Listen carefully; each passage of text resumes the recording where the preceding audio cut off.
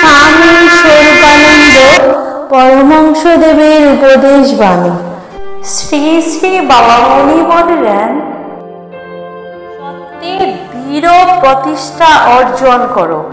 যে পরের প্রাপ্যের প্রতি অন্যায় ও লুব্ধ দৃষ্টি দেয় না, তাহার পক্ষে সত্যে সুদৃঢ় হওয়ার পথ সুগম। যে অন্যের প্রতি মনে বিদ্বেষ পোষণ করে না, তাহার পক্ষে সত্যে প্রতিষ্ঠিত হওয়া সহজ। যে অপরের অনুগ্রহ লাভের প্রত্যাশী নহে, নিজের কার্য নিজের শক্তিতেই সাধন করিতে চেষ্টিত, তাহার পক্ষেও সত্যে প্রতিষ্ঠা লাভ সহজ। জগতের অধিকাংশ মিথ্যাই অসৎ পথে বস্তু লাভের লোভ হইতে সৃষ্ট হয়। যাহা সৎ পথে লাভ করিতে পারিবে না, তাহার প্রতি যদি লোভ থাকে, মানুষ মিথ্যা কহিতে বাধ্য হয়। পরমারাধ্য শ্রী শ্রী বাবামণি বলিয়াছেন, উন্নতির পথে চলিতে হইলে হিন্দু মুসলমানের প্রশ্ন ওঠে না, প্রশ্ন ওঠে মনুষ্যত্বে। আমরা কে কতটা মানুষ হইতেছি, ইহাই হইবে বড় বিবেচ্য। আমরা যদি মানুষ না হইয়া পশুই থাকি, তবে মুসলমান থাকিয়াও আমরা সমাজের গ্লানি, হিন্দু থাকিয়াও আমরা দেশের কলঙ্ক। প্রত্যেকে লক্ষ্য দাও যে মানুষ কি করিয়া হইতে পারি। প্রকৃত মানুষ হওয়াই আমাদের লক্ষ্য হোক। সোনা হিরে জহরত যদি হয় শরীরের অলঙ্কার, তবে জানিও সত্য হচ্ছে বাক্যের অলঙ্কার, সতীত্ব হচ্ছে দেহের অলঙ্কার, শুদ্ধ চিন্তা মনের অলঙ্কার, নিষ্কামতা হচ্ছে প্রাণের অলঙ্কার। ভুল ত্রুটির মধ্য দিয়েই মানুষ সুসম্পূর্ণ হয়। অতীতের ভুল ত্রুটিকে ভবিষ্যতে শিক্ষাদাতা রূপে গ্রহণ করো এবং বর্তমানকে সর্বপ্রকারে ত্রুটি বর্জিত রাখিতে চেষ্টা করো। বিপত্তি আসিলে কেহ তোমরা ভগবানের দোষারোপ করিও না। বিপদের মাঝেও সম্পদ কোথায় লুকিয়ে রয়েছে তাহার তল্লাশ করো। যুগের ঘটার মধ্যে পরমেশ্বরের কোনো মঙ্গল অভিপ্রায়টি রহিয়াছে গোপনে, তাহা বুঝিতে চেষ্টা করো। হে প্রভু, বিপদমুক্ত করো, ইহা যেন তোমাদের প্রার্থনা না হয়। প্রার্থনা করো, তোমার মঙ্গল উদ্দেশ্যটি বুঝিতে দাও। অজ্ঞান করিয়া বিবশ অবস্থায় রাখিও না, অবসাদের তমগুণে আচ্ছন্ন করিও না। বিপত্তি যতই বিষম হোক, ইহা তোমার ভাব সম্পদকে শক্ত বুনিয়াদ দিবার জন্যই আসিয়াছে। বুনিয়াদে কাঁচা কংক্রিটের উপরে তুরমুজে শক্ত আঘাত, শাবলের নির্মম খোঁচা, কর্ণীর তীক্ষ্ণ ধার চোট প্রয়োজন। এই প্রয়োজনকে অস্বীকার করিতেছ বলিয়াই সামান্য দুঃখে একেবারে এলাইয়া পড়িয়াছ। দুঃখের প্রয়োজনকে সাহসের সহিত স্বীকার করো। নির্ভয়ে দুঃখকে আলিঙ্গন দাও। হাসি মুখে যুদ্ধ করিয়া দুঃখ জয়ী হও।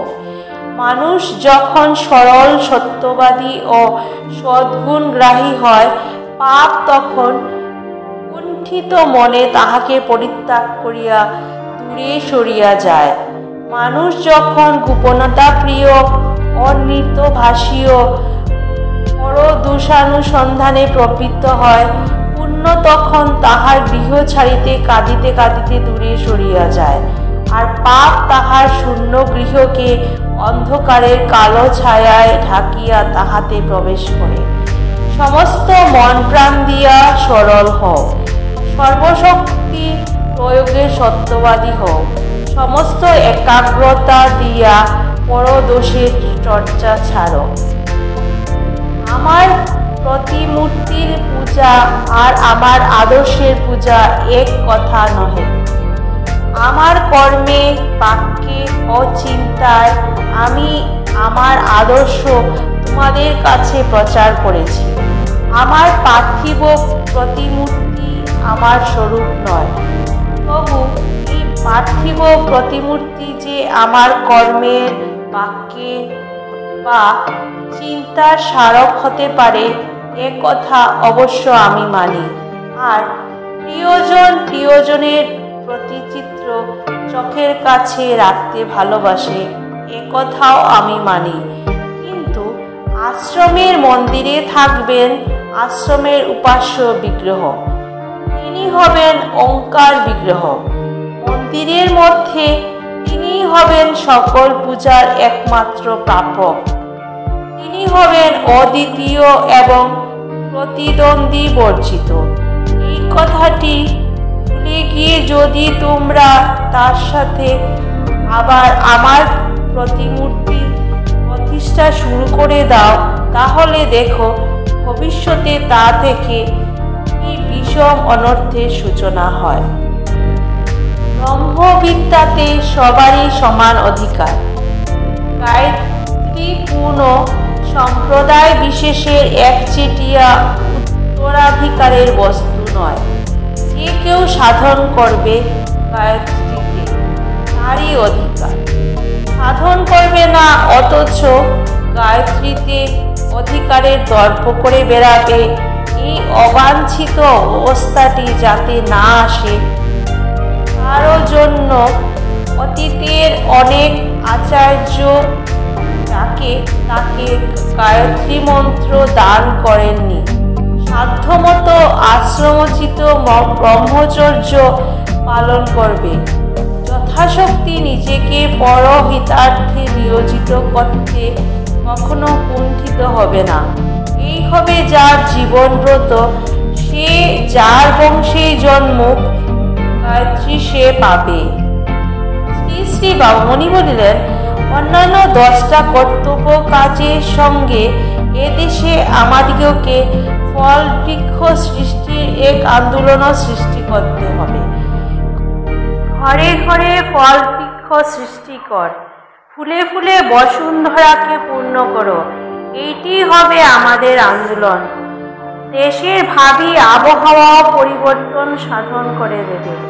বন কেটে যেমন আমরা আশ্রম করছি, তেমন আবার সহস্রগুণ বৃক্ষ গ্রামে গ্রামে সৃষ্টি করে সেই ক্ষতির বহুদা পূরণ করতে হবে। একটা আন্দোলন রূপে এই কাজটা আমরা ধরব।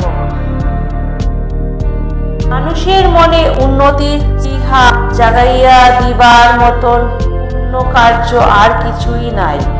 যাহারা বোঝে না যে সে তাহাদের সত্যিকার কুশল, তাহাদিগকে দৃষ্টি ও বুদ্ধিকে এই কুশলের দিকে ধাবিত করিয়া দিবার চেষ্টা তোমরা প্রত্যেকে করো। এই কর্তব্য তোমাদের প্রতিজনের, এই দায়িত্ব তোমাদের প্রত্যেকের।